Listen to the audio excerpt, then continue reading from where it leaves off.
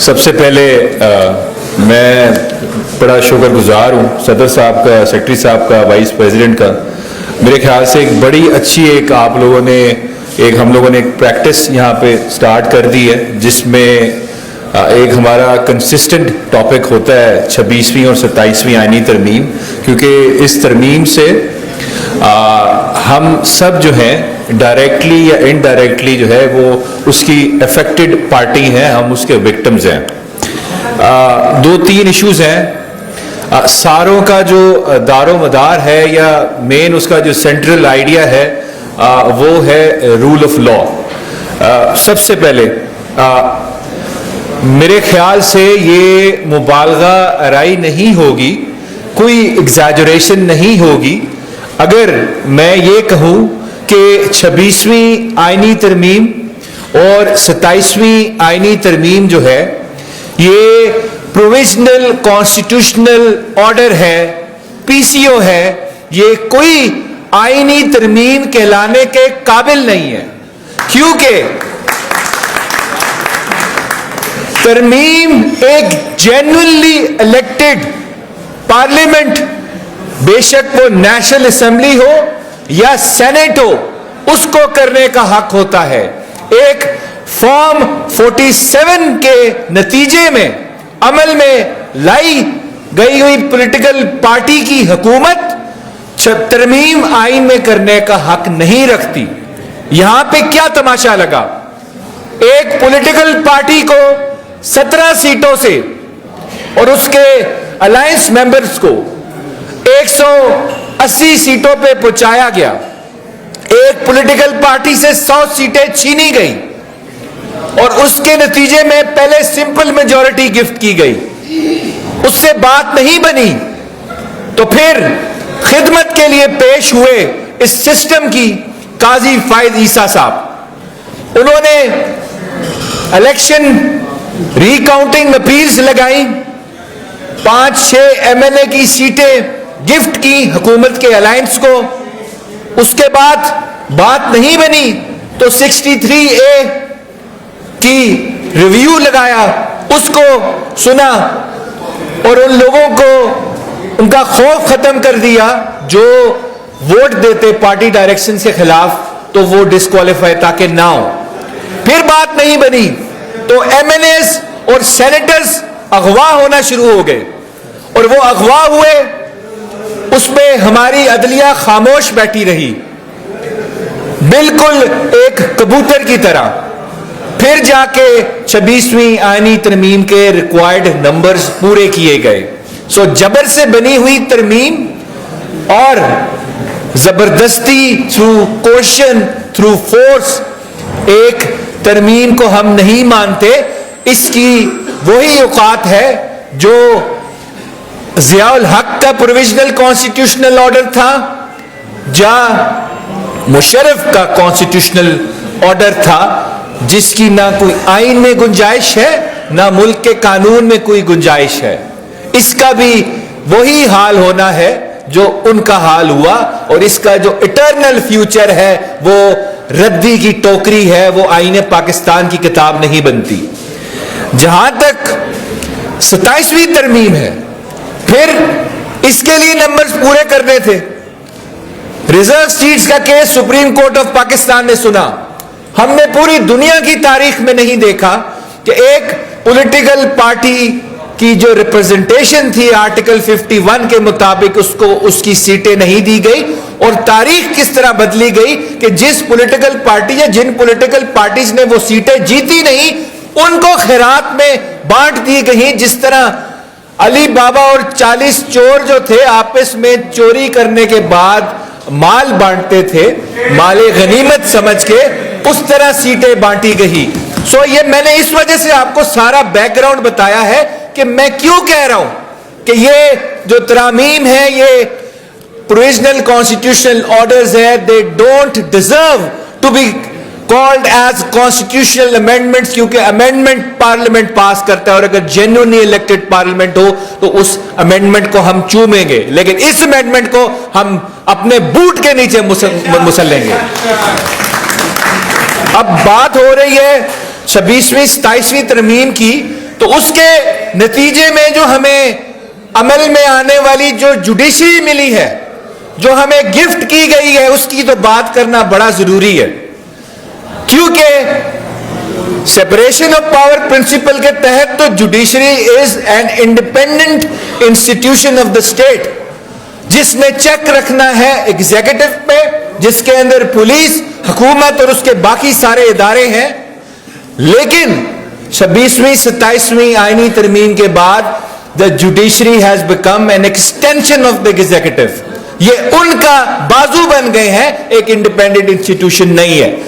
شرم آتی ہے لاہور ہائی کورٹ کو کہ یہاں پہ human rights commission of Pakistan کی رپورٹ ہے, پچھلے 6 مہینے میں 500 پولیس انکاؤنٹرز کیے ہیں سی سی ڈی نے, 675 کلنگز ہیں.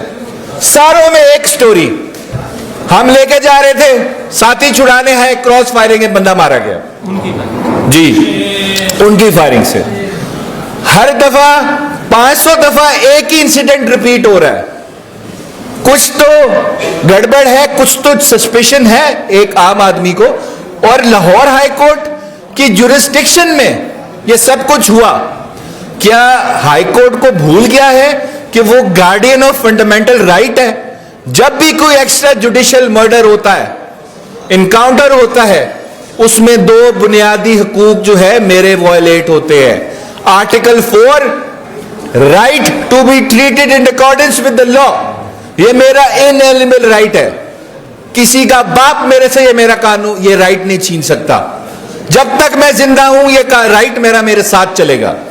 اور article 10A right to fair trial, جتنا برا شخص ہے کوئی, جتنا بڑا ملزم ہے, اس کو میں نے عدالت میں پیش کرنا ہے, میری ڈیوٹی ایز پولیس آفیسر. چلان پیش ہوگا, جج نے بتانا ہے کہ یہ سزائے موت کے قابل ہے کہ نہیں ہے.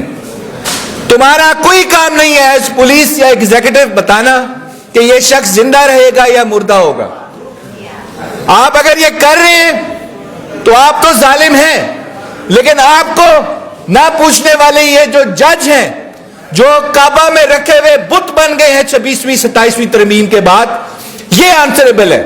کیونکہ ہم اس سے پوچھیں گے, جب روم جل رہا تھا, نہرو تو بانسری بجا رہا تھا, لیکن جب پنجاب چل رہا تھا تو یہ ہائی کورٹ کے جج کیوں بانسری بجا رہے تھے؟ ان سے یہ سوال ہوگا.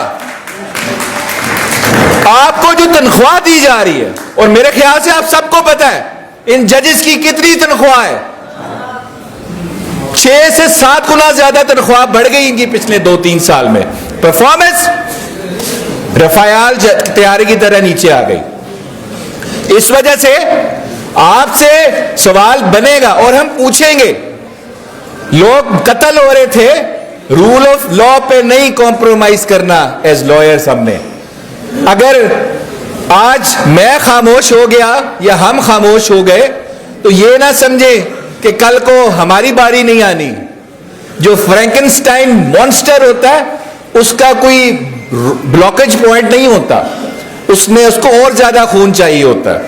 خون پی سے اس کے خون پینے کی جو اس کی ریکوائرمنٹ ہوتی ہے ود ٹائم بڑھتی ہے, کم نہیں ہوتی.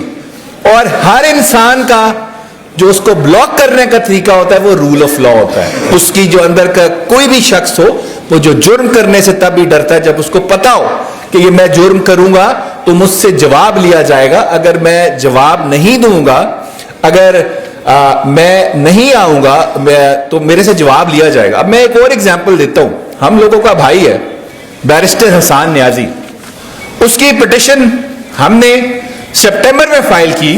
اب وہ پٹیشن کیا ہے؟ پٹیشن یہ ہے کہ جب اس کو ملٹری کسٹڈی میں دیا گیا وداؤٹ جوڈیشل آرڈر دیا گیا, سپریم کورٹ کی ججمنٹس کہتی ہیں اور ملک کا قانون کہتا ہے کہ جب آپ حوالہ کریں گے کسی کو ملٹری کسٹڈی میں, ایک جوڈیشل آرڈر کے تھرو کر سکتے ہیں, سمپل ایڈمنسٹریٹو لیٹر کے تھرو نہیں کر سکتے. قانون ہے, بائنڈنگ ہے 189 آرٹیکل کانسٹیٹیوشن کے مطابق ہر ادارے پہ. اس کیس میں کیا ہوا, حسان نیازی کو حوالہ کیا گیا بغیر جوڈیشل آرڈر کے. جو جتنی اس کے بعد پروسیڈنگز ہوئی, وہ سپر سٹرکچر جو کھڑا کیا گیا اس حوالے کے بعد, وہ سارا انلیگل تھا. یہی ہمارا کیس ہے جو ہم نے سپٹمبر میں فائل کیا لاہور ہائی کورٹ میں، 3 دفعہ 6 ججز ریکیوز کر چکے ہیں سننے کے بعد کہ ہم یہ کیس نہیں سن سکتے. 3 بینچ ٹوٹ چکے ہیں، پرسوں آخری بینچ ٹوٹا ہے. اب حسان نیازی یا کوئی بھی شہری ہو اس ملک کا، کیا کوئی طاقتوروں کا کیس آئے گا تو ان کا کیس نہیں سنا جائے گا؟ یہاں پہ تو ایسے جج بھی موجود ہیں. ہم نے ہیبیس کارپس پٹیشن فائل کی، یہ 26ویں ترمیم کے بعد جو آئے ہیں، ہیبیس کارپس پٹیشن فائل کی، سیکرٹری ڈیفنس کو پارٹی بنایا ہوا تھا. اب by default secretary defence retired general صاحب تھے. تو جج صاحبہ نے کہا، سوال پوچھا میرے سے اور 7 وکلا سے کہ کیا میں سیکرٹری ڈیفنس کو نوٹس کر سکتی ہوں کیونکہ وہ ایک جرنل ہے. تو ان کو بتایا اس کے آگے آر لکھا ہوا، ریٹائرڈ ہے. تو انہوں نے کہا پھر بھی نہیں ہو سکتا نوٹس، وہ پٹیشن ڈسمس کر دی. اب اس میں 2 چیزیں اس سے نکلتی ہیں، میں بس کنکلوڈ کروں گا. ایک تو وی ہیو انکمپیٹنسی اینڈ دوسری وی ڈونٹ ہیو کریج. انکمپیٹنسی کیوں؟ جسٹ فار دا نالج، سب کو پتا ہوگا یا میرے سے زیادہ قابل لوگ بیٹھے ہیں، ایون سرونگ آفیسرز کو بھی کورٹ نوٹس کر سکتی ہے، ایکسیپشن پرووائڈڈ ہے قانون کے اندر. اور دوسری بات، ریٹائرڈ کو تو ویسے ہی ہو سکتا ہے. دوسری بات کریج، کہ آپ نے کیسے لوگ بٹھا دیے یہاں پہ جج بنا کے جو میں اتنی کریج نہیں ہے کہ وہ ریٹائرڈ آفیسرز کو بھی نوٹس کرنے کے اپنے آپ کو قابل نہیں سمجھتے. یا انکمپیٹنسی ہے یا کریج ہے، اس کے علاوہ کوئی ایکسپلینیشن نہیں ہے. میں کوئی یہاں پہ یہ کسی کی توہین نہیں کہہ رہا. ایک سوال ہے، ریزنیبل سوال ہے، ایز اسٹوڈنٹ آف لا ایک میرا کوشچن ہے، کیا اب ہم کیسے ایکسپیکٹ کریں گے کہ ہمارے رائٹس پروٹیکٹ ہوں گے؟ یہ جب تک آئین کا بنیادی ڈھانچہ بحال نہیں ہوگا، اور وہ تب ہی ہوگا وہ جج جو 26ویں اور 27ویں ترمیم سے پہلے ایگزسٹ کرتے تھے یا پہلے ایک انڈیپینڈنٹ جوڈیشری ایگزسٹ کرتی تھی، کمپیریٹیولی پوری تو کبھی نہیں ہو سکتی، پاکستان ہے، تھوڑے مسائل تو ہے، لیکن ایٹ لیسٹ جب بھی میرا کوئی مسئلہ ہوتا ہے یا اس ملک کے کسی شہری کا مسئلہ ہوتا تھا، ایک بات ہمیشہ وہ اس کو کہتا تھا، I will see you in the court. کیا ہم آپ سے سوال کرتے اپنے آپ سے، باقی لوگوں سے، کیا اب کوئی شخص کہہ سکتا ہے کسی کو کہ I will see you in the court؟ کیا وہ کورٹ ایگزسٹ کرتی ہے جو اس قابل ہو کہ وہ آپ اس کو یہ کہہ بھی دیں کہ میں تمہارا کورٹ میں حساب کروں گا؟ میرے خیال سے وہ وقت گزر گیا. تو اس وجہ سے اب سب کو اکٹھا ہونا پڑے گا، ہمیں موبلائز کرنا پڑے گا. پراپرٹی جو رائٹس گھس گئے ہیں ڈی ایچ اے کے ساتھ مل کے وکلا کے اندر، ان کو ذرا بٹھانا پڑے گا، اور اپنی جو بیسک ڈیوٹی ہے as guardian of rule of law, میرے خیال سے ہمیں اس کو یاد کرانا پڑے گا، ادروائز یہ پروفیشن بھی تباہی کی طرف جائے گا. سو یہ میری کنکلوژن ہے. Thank you.